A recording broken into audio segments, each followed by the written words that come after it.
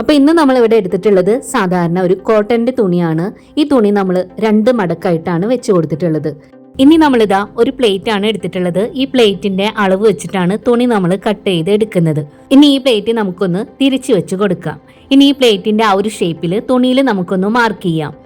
അപ്പൊ നമ്മൾ മാർക്ക് ചെയ്തിട്ടുണ്ട്. ഇനി മാർക്ക് ചെയ്ത ആ ഒരു ഷേപ്പിൽ തന്നെ തുണി ഒന്ന് കട്ട് ചെയ്ത് എടുക്കാം. അപ്പൊ ഇവിടെ നമ്മളിതാ കട്ട് ചെയ്തിട്ടുണ്ട് കേട്ടാ. ഇതിൽ നിന്ന് നമുക്ക് റൗണ്ട് ഷേപ്പിലുള്ള 2 പീസ് തുണികളാണ് കിട്ടിയിട്ടുള്ളത്. ഇനി അടുത്തതായിട്ട് നമ്മളിതാ പ്ലെയിൻ കളർ ആയിട്ടുള്ള വേറൊരു തുണി എടുത്തിട്ടുണ്ട്. 2 മടക്കായിട്ട് വെച്ച് കൊടുത്തിട്ടുണ്ട്. ഇനി നമ്മൾ കട്ട് ചെയ്ത് എടുത്ത ആ ഒരു തുണി ഉണ്ടല്ലോ, അതിന്റെ മുകളിലേക്കായിട്ട് വെച്ച് കൊടുക്കുക. ആ ഒരു ഷേപ്പിൽ ഈ തുണിയും കൂടെ നമുക്കൊന്ന് കട്ട് ചെയ്ത് എടുക്കാം. അപ്പൊ അതാ കട്ട് ചെയ്തിട്ടുണ്ട്. ഈ ഒരു തുണിയിൽ നിന്ന് നമുക്ക് 2 പീസ് തുണികളാണ് കട്ട് ചെയ്ത് എടുത്തത്. ഇതിനെ നമുക്ക് സൈഡിലേക്ക് ഒന്ന് വെക്കാം. ഇനി നമ്മൾ കട്ട് ചെയ്തതിന് ഒരു പീസ് തുണി എടുക്കുക, നല്ല ഭാഗം ബാക്കിലേക്കായിട്ട് വെച്ച് കൊടുക്കുക. ഇനി അതിന്റെ മുകളിലേക്കായിട്ട് സെയിം അളവിൽ തന്നെ ക്യാൻവാസ് കട്ട് ചെയ്ത് എടുത്തിട്ടുണ്ട്. പേപ്പർ ക്യാൻവാസ് ആണ്. അത് നമ്മൾ മുകളിലേക്ക് വെച്ച് കൊടുത്തിട്ട് ഇതുപോലെ ഒന്ന് അയൺ ചെയ്ത് എടുക്കാം. ഇപ്പൊ നമ്മൾ ക്യാൻവാസും തുണിയായിട്ടൊന്ന് അറ്റാച്ച് ചെയ്ത് എടുത്തിട്ടുണ്ട്. ഈ ഒരു രീതിക്ക് ബാക്കിയുള്ള പീസുകളും നമുക്ക് ക്യാൻവാസായിട്ട് അറ്റാച്ച് ചെയ്ത് എടുക്കാം.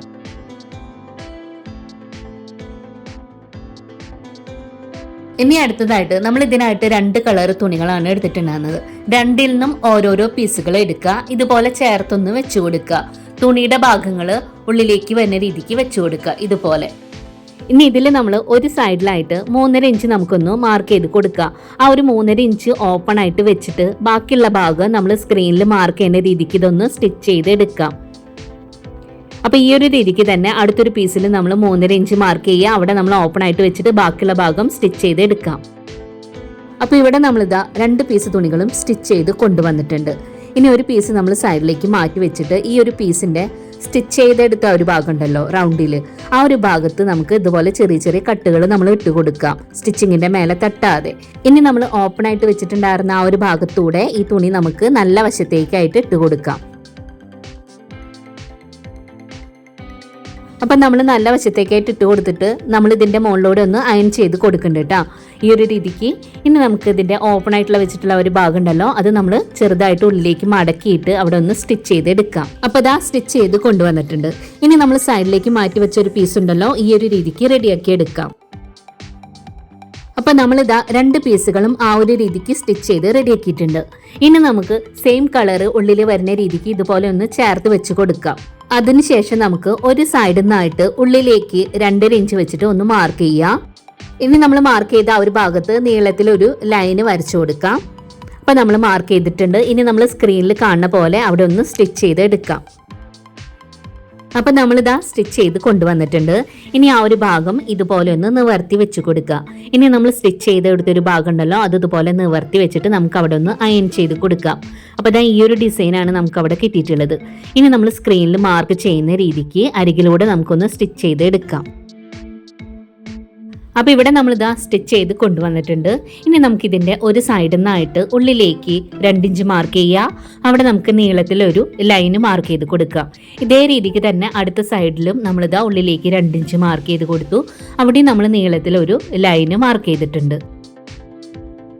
ഇനി നമ്മൾ ലൈൻ മാർക്ക് ചെയ്ത് കൊടുത്ത ആ ഒരു ഭാഗം ഇതുപോലെ ഫ്രണ്ടിലേക്ക് മടക്കിയിട്ട് ഇതുപോലെ ഒന്ന് അയൺ ചെയ്ത് കൊടുക്കണം. അങ്ങനെ നമ്മൾ 2 സൈഡിലൊന്ന് അയൺ ചെയ്ത് കൊടുക്കുന്നുണ്ട്.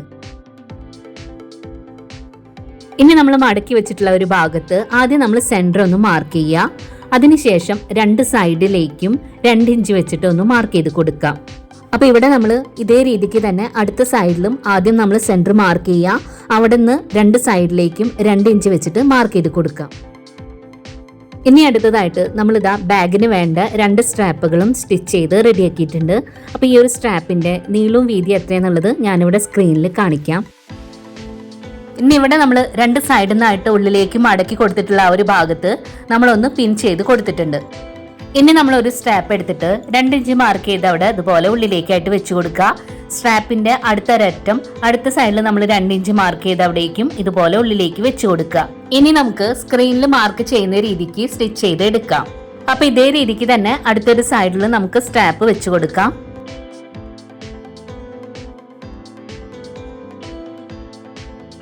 അപ്പൊ നമ്മളിതാ 2 സൈഡിലും സ്ട്രാപ്പ് സ്റ്റിച്ച് ചെയ്ത് എടുത്തിട്ടുണ്ട്. ഇതുപോലെയാണ് ഉള്ളത്. ഇനി നമ്മൾ സ്ട്രാപ്പ് വെച്ചതിന്റെ മോൾ ഭാഗമില്ലേ, അവിടേക്ക് വെച്ച് കൊടുക്കാനായിട്ട് നമ്മളിതാ 4 ഷോ ബട്ടണുകൾ എടുത്തിട്ട് ഇതാ ഈ ഒരു രീതിക്ക് ഒന്ന് വെച്ച് കൊടുക്കുക. ആ ഒരു ബട്ടൺ നമ്മൾ കൈകൊണ്ട് തുന്നിയാണ് കേട്ടോ വെച്ച് കൊടുക്കുന്നത്. അപ്പം നമ്മളിവിടെ 4 സൈഡിലും ബട്ടണൊക്കെ വെച്ച് കൊടുത്തിട്ടുണ്ട്. ഇനി നമുക്കിതൊന്ന് തിരിച്ച് വെച്ച് കൊടുക്കാം, ബാക്ക് സൈഡ് ഫ്രണ്ടിലേക്ക് എന്ന രീതിയിൽ. ഇനി നമ്മൾ എടുത്തിട്ടുള്ളത് വെൽക്രോ ആണ്. വെൽക്രോ നമ്മളിതാ 2ആയിട്ട് വേർപ്പെടുത്തുക. ഇത് നമ്മൾ 2 ഇഞ്ച് നീളത്തിലാണ് എടുത്തിട്ടുള്ളത്. അത് നമ്മൾ സ്ട്രാപ്പ് വെച്ചതിൻ്റെ മിഡിൽ ഭാഗത്തേക്കായിട്ടാണ് വെൽക്രോ വെച്ച് കൊടുക്കുന്നത്. അപ്പോൾ ഇവിടെ നമ്മളിതാ 2 സൈഡിലേക്കായിട്ട് വെച്ച് കൊടുത്തിട്ടുണ്ട്. ഇനി നമുക്കിതിൻ്റെ 4 അരികു ഭാഗത്തൂടെ ആയിട്ടൊന്ന് സ്റ്റിച്ച് ചെയ്ത് എടുക്കാം. അപ്പോൾ വെൽക്രോ നമ്മൾ സ്റ്റിച്ച് ചെയ്ത് കൊടുത്തിട്ടുണ്ട്. ഇനി ഇത് നമുക്ക് 2ആയിട്ട് മടക്കി വെച്ച് കൊടുക്കാം. ഇതിൻ്റെ നല്ല വശം ഉള്ളിലേക്ക് എന്ന രീതിയിൽ മടക്കിയിട്ടുണ്ട്. ഇനി നമ്മൾ സ്ക്രീനിൽ മാർക്ക് ചെയ്യുന്ന രീതിക്ക് 2 സൈഡിലായിട്ടൊന്ന് സ്റ്റിച്ച് ചെയ്ത് എടുക്കാം. അപ്പോൾ നമ്മളിവിടെ 2 സൈഡിലും സ്റ്റിച്ച് ചെയ്ത് കൊണ്ടുവന്നിട്ടുണ്ട്.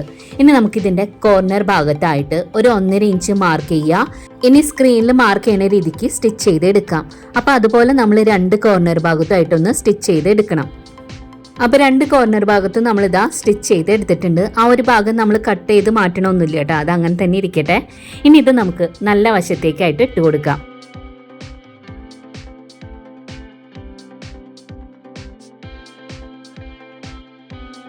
അപ്പോൾ ബാഗ് നമ്മൾ നല്ല വശത്തേക്കായിട്ട് ഇട്ട് കൊടുത്തിട്ടുണ്ട്. കാണാൻ എന്താ ഇതുപോലെയാണ് നമ്മുടെ ബാഗ് ഇരിക്കുന്നത്. അത്യാവശ്യം നമുക്ക് ഉപയോഗിക്കാവുന്ന നല്ലൊരു ബാഗാണ് കേട്ടോ ഉണ്ടാക്കി കാണിച്ചിട്ടുള്ളത്. പിന്നെ ഈ വീഡിയോ നിങ്ങൾ കണ്ടുകൊണ്ടിരിക്കുമ്പോൾ തന്നെ ഒന്ന് മറക്കാതെ ഒന്ന് ലൈക്ക് ചെയ്യണം കേട്ടോ. ഈ വീഡിയോ നിങ്ങൾക്ക് ഇഷ്ടപ്പെടുകയാണെന്നുണ്ടെങ്കിൽ നിങ്ങൾ ഫ്രണ്ട്സിനൊക്കെ ഒന്ന് ഷെയർ ചെയ്ത് കൊടുക്കുക. നമ്മുടെ ചാനൽ ആദ്യമായിട്ട് കാണുന്നവരുണ്ടെങ്കിൽ പ്ലീസ് ഒന്ന് സബ്സ്ക്രൈബ് ചെയ്ത് സപ്പോർട്ട് ചെയ്യണേ. അടുത്ത ദിവസം നല്ല വീഡിയോ ആയിട്ട് വരാം. Thanks for watching.